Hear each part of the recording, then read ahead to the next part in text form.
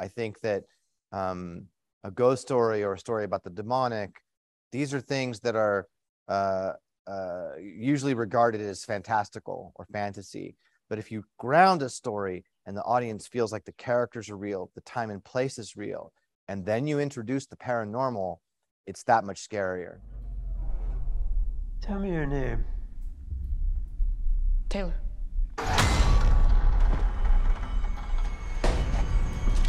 I was really starting to like you, Finny. I almost let you go. Scott, you worked with Ethan Hawke before. You have a great relationship. How collaborative was this relationship in this movie in order to avoid all the cliches and in this kind of character? It was interesting when I first went to Ethan about doing this role. He told me he probably wouldn't do it. I gave him the script and he said, I don't really play villains. And I hadn't really thought about that, but I couldn't think of a real villain role that he had done. And then when he read the script, he wanted to do it. And I didn't have to give him a lot of direction.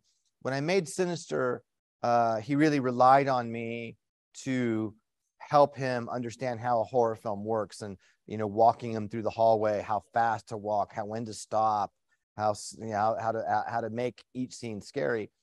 This was different, though. This was more of a movie where I created an arena for him to be creative within, you know. So I really just let him go. I gave him the masks. When he saw the masks, I think he figured out exactly how to play the character, and somehow he understood the Grabber better than I did. And so for the most part, I just stayed out of his way and let him you know, do that incredible performance. And is that easy for you to let the actor be so creative with the character? If you're working with a talented actor, always let the actor be creative. You know, I mean, that's what the best actors do. They take what you write and they make a good line better, and they make, you know, they can make a bad line good, they can make a good line great.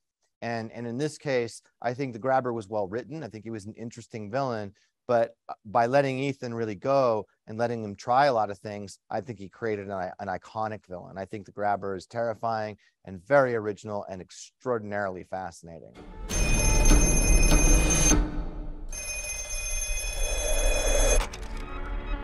Don't hang up. Who are you? You know all our names? It doesn't work. Hang it up. Your last movie was the first Doctor Strange, and that was 5 years ago. Why to wait so long for a new movie, and why this low-budget movie like Black Phone?